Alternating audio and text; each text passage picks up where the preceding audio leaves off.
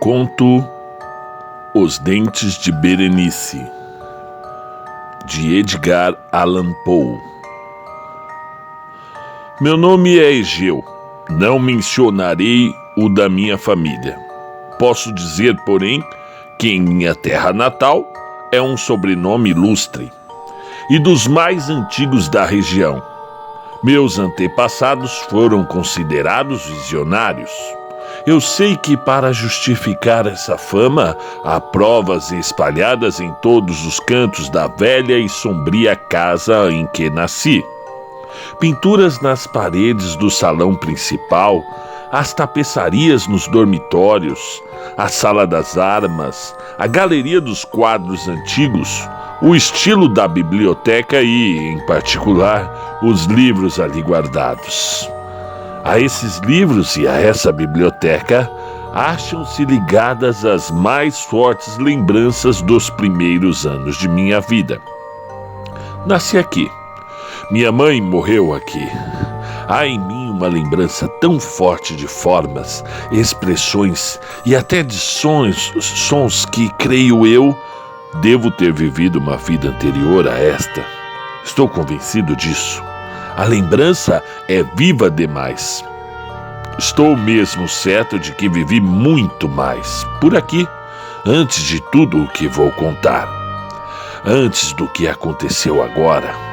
Mas não tentarei convencer ninguém, nem discutirei a respeito do que creio. Creio e basta. Já disse que nasci nesse aposento. Passei minha infância e juventude debruçado sobre esses livros, respirando esse ar. Tudo isso é muito meu. Estranho é que o tempo passou e eu me encontro em plena maturidade, preso à mansão dos meus pais. Parece que aqui está a minha realidade. Fora disso, tudo são visões. A verdade mesma do mundo chegava até mim como uma ilusão. O sonho, as ideias loucas da terra dos sonhos, eram realmente minha única e inteira existência, meu cotidiano. Junto comigo na mesma casa crescera Berenice. Éramos primos. Sua imagem neste momento está diante de mim. É sempre assim, aliás. Berenice.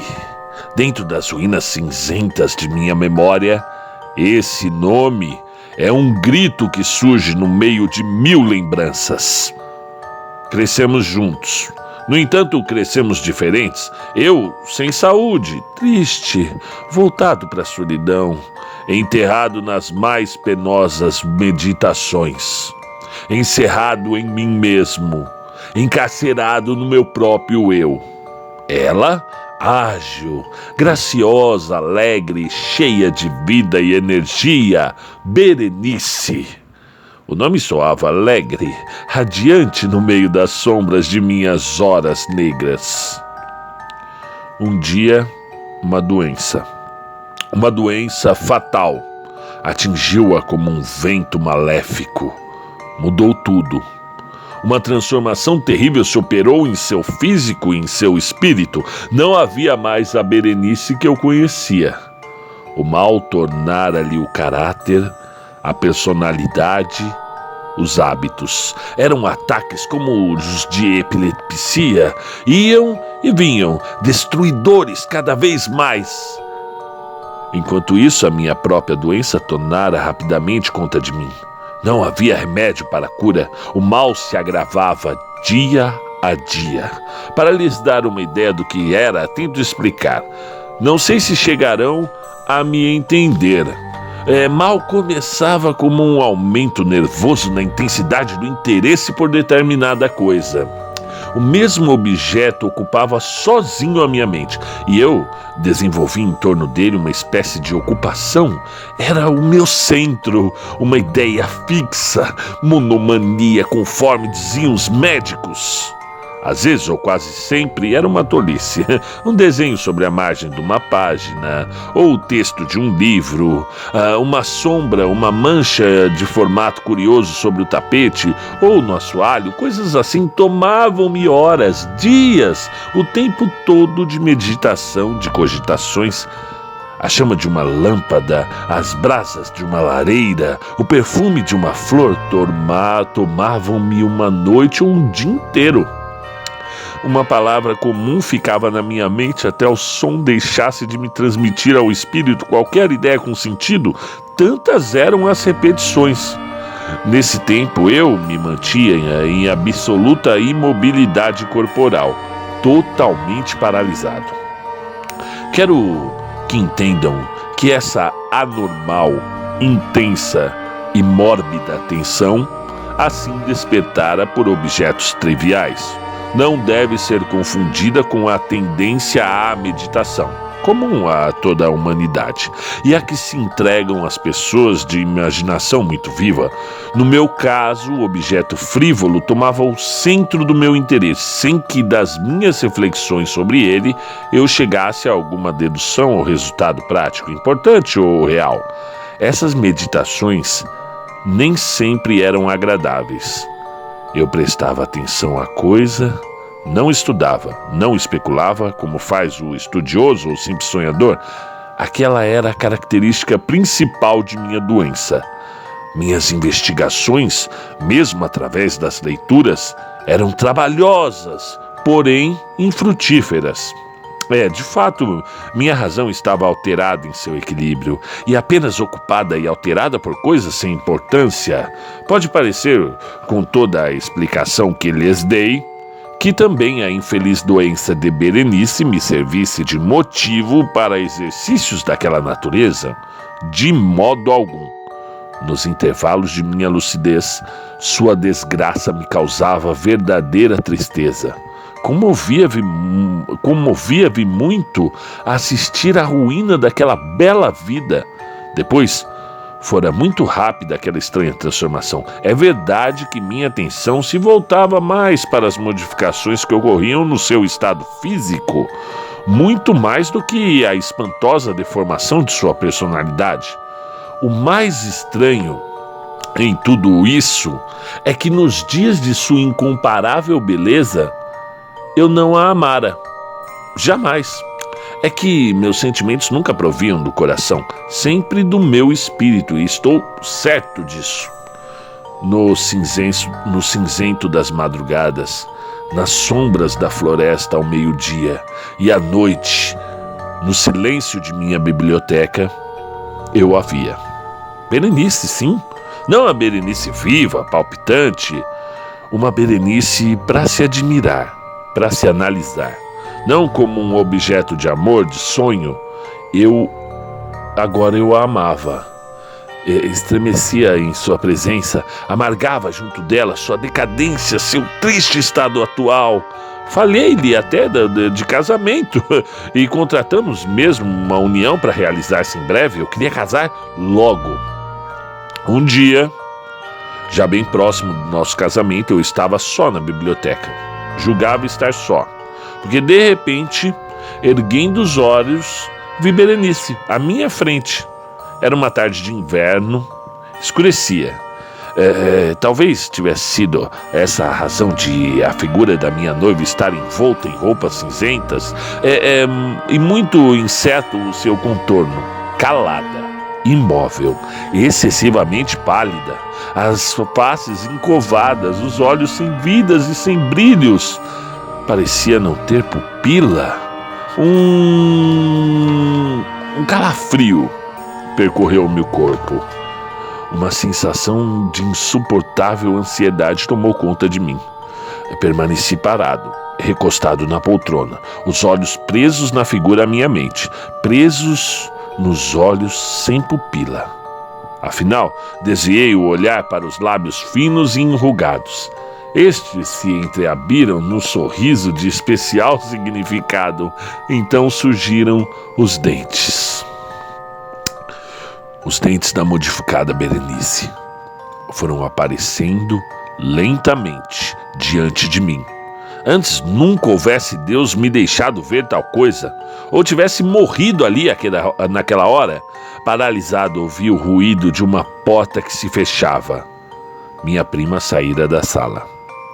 Mas, ai de mim, não saíra do meu cérebro o espectro medonho dos seus dentes, sem mancha, todos iguais, brancos, incrivelmente brancos, sorrindo, e aquela brancura e aquele sorriso estavam destinados a ocupar minha memória por horas, dias, meses, talvez pela vida toda. Os dentes estavam em toda parte, em todos os cantos da biblioteca, longos, estreitos e brancos, os lábios pálidos se contorcendo em torno deles, depois sorrindo.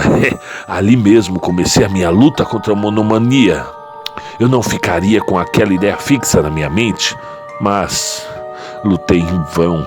Era forte, estranha e irresistível a influência. Eu já não pensava em outra coisa, não podia ver mais nada. O mundo eram aqueles dentes. Eles, somente eles. Via-os sobre todos os aspectos, nada mais teve interesse para mim.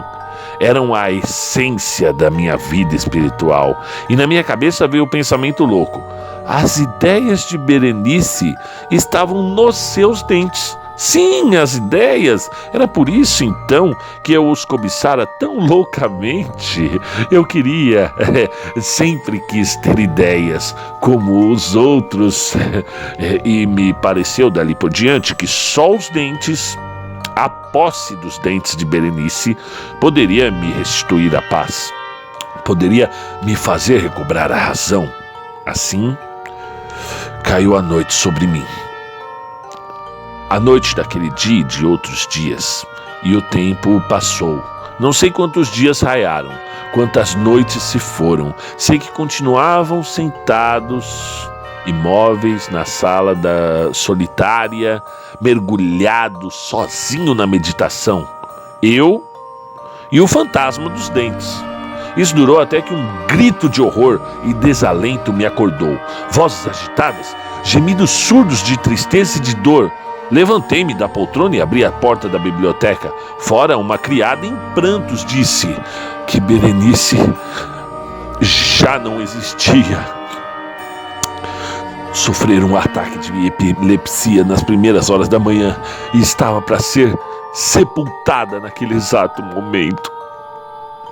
Angustiado, cheio de repugnância e receio, fui até o quarto da Mota. Um quarto grande, escuro, os cortinados do leito fechados sobre o caixão onde estava tudo que restava de Berenice. Eu quis ver o corpo. Era impossível resistir. Aproximei-me do leito, ergui de leve as dobras das cortinas. Ao soltá-las, caíram sobre os meus ombros, separando-me do mundo dos vivos, na mais perfeita comunhão com a defunta. O ar do quarto era um ar da morte. O corpo parecia morto há dias. O cheiro me fazia mal. Tive um desejo louco de fugir dali, correndo, mas sem forças. Eu parecia enraizado no chão, os olhos fixos no cadáver, e juro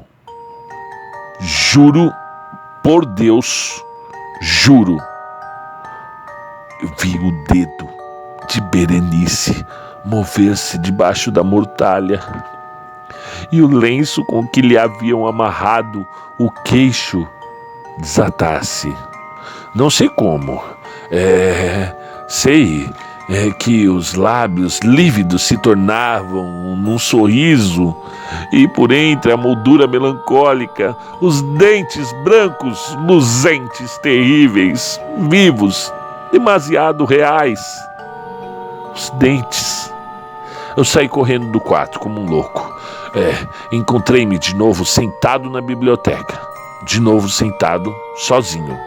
Parecia haver despertado de um sonho confuso, um sonho de mistério, de horror e de morte.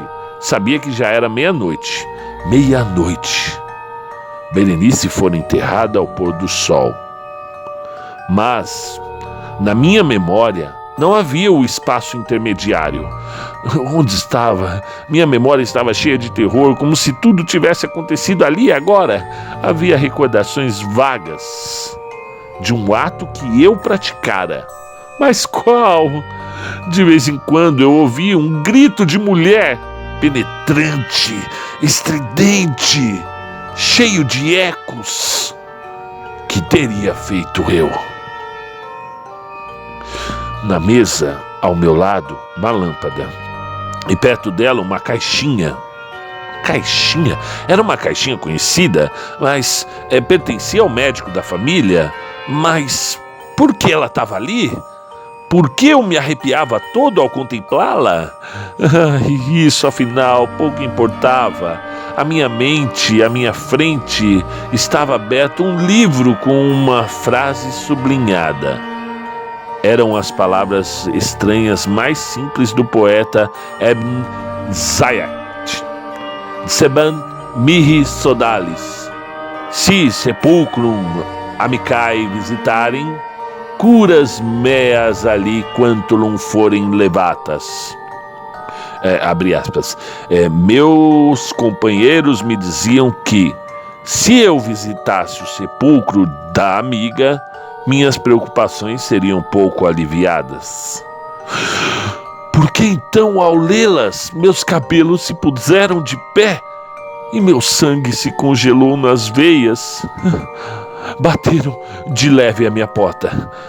Pálido como o habitante de um túmulo, um criado entrou na ponta dos pés. Tinha um aspecto de terror. Falou-me com voz rouca e baixa. Falou-me de um grito espantoso na noite. Da reunião de todos os criados para a busca na direção de onde partira o grito. Falou-me de um túmulo violado.